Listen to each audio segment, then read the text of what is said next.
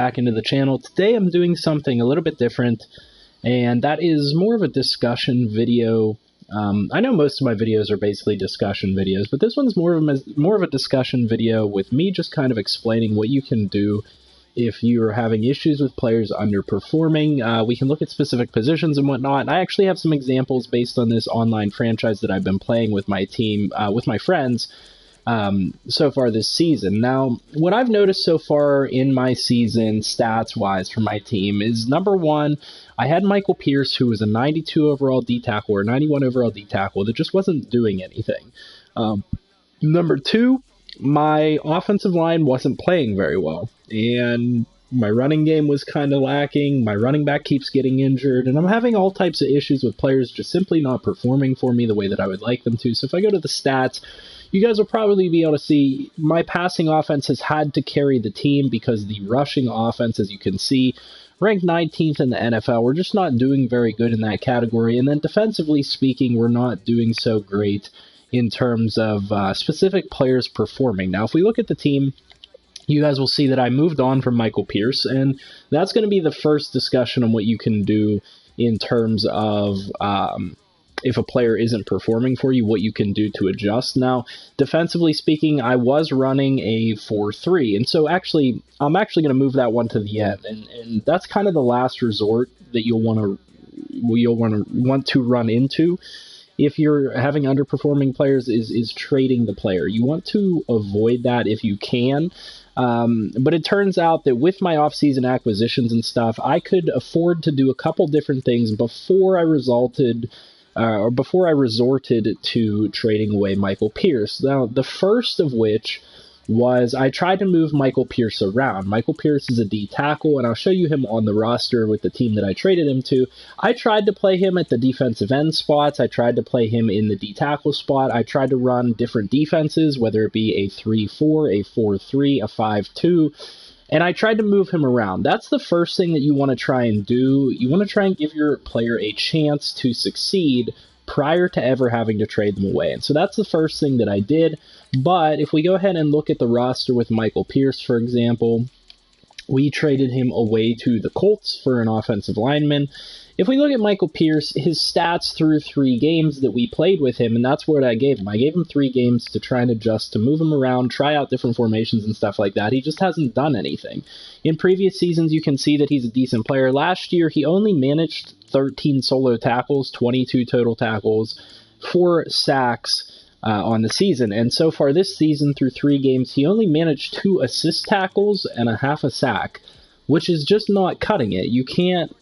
As a 91 overall player making like $17 million, I can't afford to be paying a guy to get 2 assist tackles, no sacks, no solo tackles, no quarterback pressures or anything of that matter. So after going through the processes of trying him out at different positions and trying to switch formations to get him into better positions, get him into more advantageous positions, it just turned out that he wasn't working out with my team. And so I had to resort to the final option, which was trading him away. And so I traded him away actually straight up for an offensive lineman.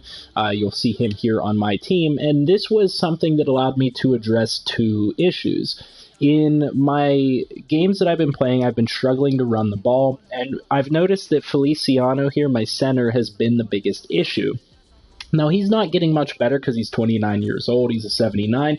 He's a decent player, but he just doesn't seem to really block anybody. It seems like whoever he's going up against just sheds his block almost instantly, and so we needed to address that position. So I traded for Braden Smith, who is a 25-year-old with Star, and he turned into my center, and so he should be better. He's got 87 run block, so significantly better run blocking ability. He should be able to run block defensive tackles. Now, I actually noticed that he's wearing number 2, so I got to edit his number real quick.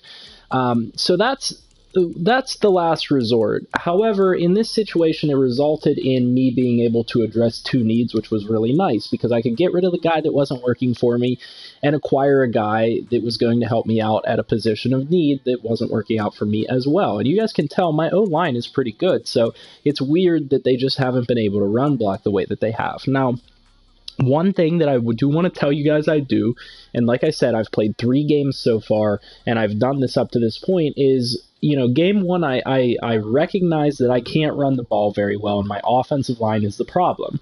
So game 2, what I do prior to that game is I move these guys around to different positions. As you guys may know, Dion Dawkins starts as a left tackle. Cody Ford's a right tackle. Mitch Morse is a center. Lyle Collins is a right tackle. He's played guard in the past and stuff like that. And so I've moved them around in order to try and put them into more advantageous positions. That's something that you might want to try and do if your offensive line specifically is giving you guys issue. If your offensive line is not performing, I recommend moving these guys around. And what you'll see is that at guard, you want the more agile players. At tackle, let's say you want the guys that are better at pass blocking. That's going to be the primary thing, because I know a lot of people will be saying, okay, my offensive line isn't performing in that they're letting up a lot of sacks. Well, if you want to adjust to that, you need to put your best pass blockers on the edge to defend against the best pass rushers. And then at center, if you're having trouble run blocking, which is what my case was, then you want to put in a guy that is the best run blocker at center. And so that's what I've done. I've adjusted these guys around. Now, as for some other positions where you might be struggling, let's talk about those next. In terms of wide receivers, I know that a lot of people struggle to get the most out of their wide receivers. And the thing that people fail to realize is that the additional position that they added into this game this year on the depth chart, the slot wide receiver role, is what you want to use 9 times out of 10 to try and move your guys around and get them into positions where they can get the ball. If you're just having struggles where none of your receivers are getting open or anything like that, you're going to want to go to your specialist positions, and you're going to want to go to your slot wide receiver role and adjust this around and move different guys into your slot wide receiver role, because it's not your number one receiver, but when you have 3 receivers on the field, a lot of the time you're going to be looking at that inside receiver. And so I move my receivers around until I find a place where I'm comfortable, where they're all producing effectively. And now I've done that because Brandon Cooks was the slot receiver last year. I wasn't too much of a fan of it, so I developed this guy as a slot receiver. I'm running with Lamb and Cooks on the outside, and so I've adjusted a little bit in terms of my receivers in order to get them the ball. Now, the next thing that I want to talk about are positions where you really can't do a whole lot in terms of helping them perform.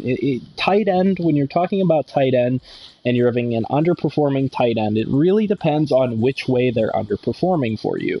If they aren't blocking the way you want them to, there's no getting around that. You have to either go out and get a blocking tight end to fill that role, or you have to just not rely on them as a blocking tight end, which is what I do with guys like David Njoku, not a very good run blocker, and Dawson Knox, also not a very good run blocker. So I can't really expect them to run block for me, and so more so I have to rely on these guys in the passing game. And if they tend to underperform in the passing game, then I've noticed that you can get them going by giving them a lot of drag routes and under routes and stuff like that. So say you're running routes downfield with these guys, and for some reason they're dropping balls or they're not getting open. What you can do with these guys is get them a couple little under routes that are nice, easy catches, get the ball in their hands and get them kind of heated up. They're very much like quarterbacks in this game, in that if they're hot, and if they're not, they're not. And in order to get a guy hot, you got to complete passes, like with the quarterback. And so if they're underperforming, that's what you want to try and do. You want to try and go shorter field, try and go nice, quick, easy passes, things that they can't really drop, things that they can possession catch, and then you should be able to be more successful from that point. And that's the other thing with receivers and tight ends and halfbacks. If you're trying to throw the ball to them and they're dropping catches or the ball's getting hit out of their hands, you need to possession catch more often than not, because that's going to allow them to have a higher percentage chance of actually coming down with the ball. So that's what we're going to talk about in terms of those positions. And then the last one on offense that we should talk about is the halfback spot. I feel like a lot of people don't really... I mean, they don't really know the ins and outs of the running back position. Mainly in that they think, I'm not running the ball, I'm not getting any yardage when I'm running the ball, so let me go ahead and, throw the ball. I'm just going to go away from my running game. Well, that's not necessarily what you want to do. If you're not having success with your running back, that doesn't mean it's your running back's fault. It doesn't necessarily mean it's any particular person's fault. But I recommend trying different play calling.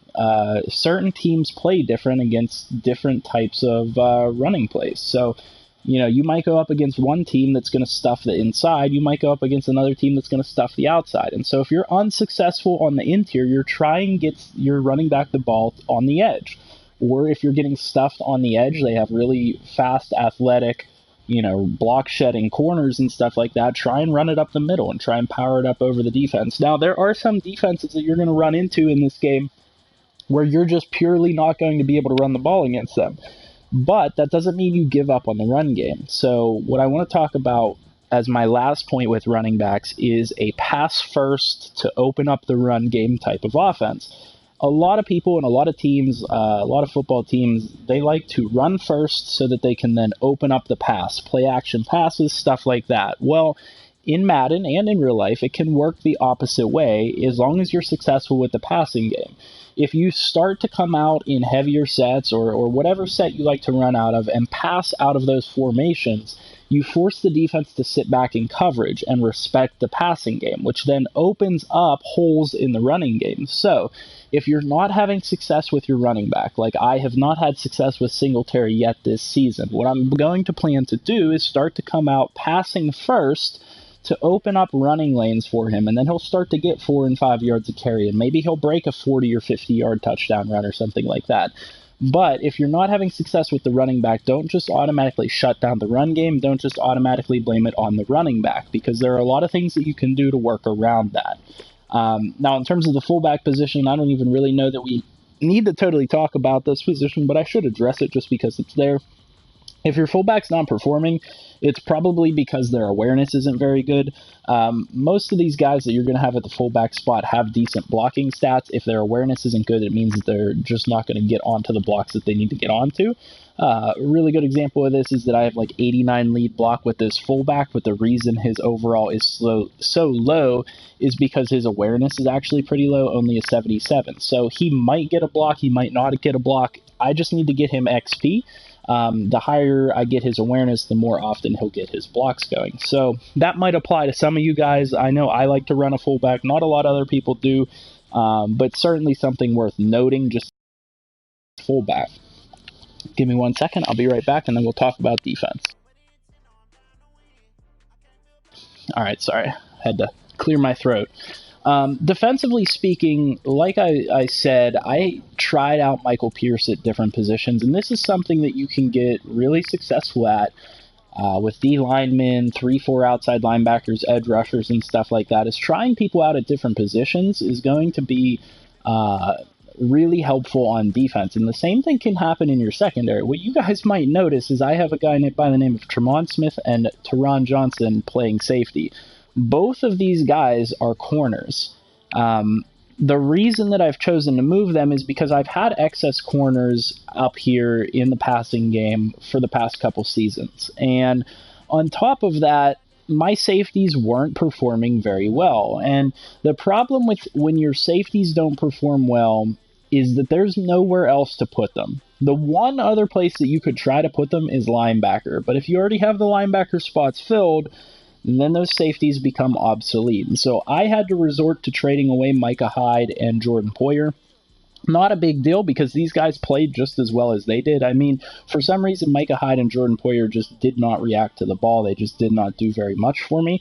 So I had to rely on trading them away as my last resort. But what you can do is you can certainly move corners to the safety positions. If you're struggling to get your safeties to work effectively, you might be in a situation where you need them to have better coverage stats, and they just don't. That's something that a lot of people aren't aware of, is that in order for your safeties to play well, you might need to upgrade their coverage stats. And so I bring guys like my corners into the secondary because they have a more balanced coverage ability. They can cover in zone and they can cover in man. Now, they're not going to play well in terms of tackling the runner, but that's what I'm relying on my running backs for, and hopefully these guys can break up passes downfield. As you guys can see, Teron Johnson, he's up to an 86 with star. He starts out as like a 75 with normal. Turned into a very good safety. He's got really good stats all around, and he's breaking up passes all the time. He plays much better than my 90 overall Micah Hyde did with Superstar. And so that's something that you want to think about in your secondary, is moving players back and forth if they're not performing. And then in terms of your defensive line, if they're not doing a whole lot, then you're going to need to move them around. I've noticed that Shaq Lawson wasn't doing a whole lot at the defensive end position, so I moved him to the interior to play with Michael Pierce in the 4-3. Well, then, all of a sudden, Shaq Lawson just started to play way better than Michael Pierce. He's only an 84. It might be because he's Superstar and he has an ability, and Michael Pierce only had Star as a 91, but Shaq Lawson played better. And so I was like, okay, well, he played better on the interior than the exterior. I'm going to roll with it. And I haven't had any problems with Ed Oliver or AJ Epineza on the edge, so this is a nice little trio right here. And I feel comfortable then transitioning from a 4-3 to a 3-4, because why have 4 defensive linemen with one of them that just doesn't do anything when I could just have 3 effective D linemen with 4 very effective linebackers? And so that's kind of what I've transitioned to, is a 3-4 scheme. Now I still run, I believe it's the Carolina Panthers defense, because that allows me to switch back and forth between the 4-3, the 3-4, the 5-2, nickel, big nickel. I have literally every coverage package in there that I want to have in on that defense, and it allows me to move around. So in any specific game, if I'm not getting success out of my D-line, I can switch to a 3-4 and try and rely on my linebackers more. Try and rely on getting pressure from the edge out of Takaris McKinley. Or if my D-line is doing really well, then I might want to put a 4th D-lineman on the field, and I might go with the 4-3 formation. I might roll Milano, Edmonds, and Parsons out there in coverage and have McKinley coming off as a 4th defensive lineman. Or I could bring Phillips onto the field, or I could bring Max Crosby onto the field. One or the other, but know that switching formations can lead to better production. Don't just be set in your ways that, I run a 3-4 defense, I have to run a 3-4 defense no matter what happens. That could be what is leading to your lack of production with your edge rushers, or with your D linemen, or with your linebackers. You have to be open to switching formations, switching plays, calling different things. And while we're talking about that, you also have to be open to switching between calling coverage and calling blitzes, calling man and calling zone.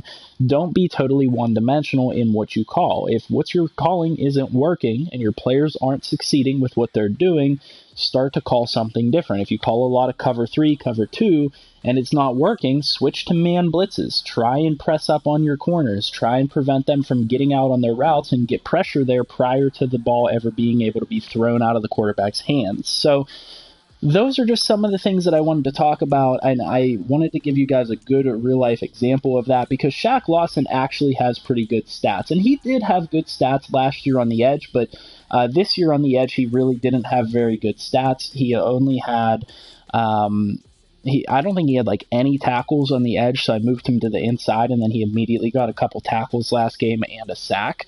Last year on the edge, he performed better on at that position, but this year not so much, and so I moved him to the inside. And that allowed me to actually move Ed Oliver to the defensive end spot. And the reason Ed Oliver is better at the defensive end spot for me is because he's a very fast player as a D lineman. He's got 82 speed, and so he can get around the edge very quickly and get to the quarterback, and so he's been very effective for me so far, and I've really loved this switch. I think it's paid off for me. It's paid dividends for me, because he already has 5 sacks 3 games into the season, which is just absolutely absurd. I mean, he's far exceeding where I think he would be normally.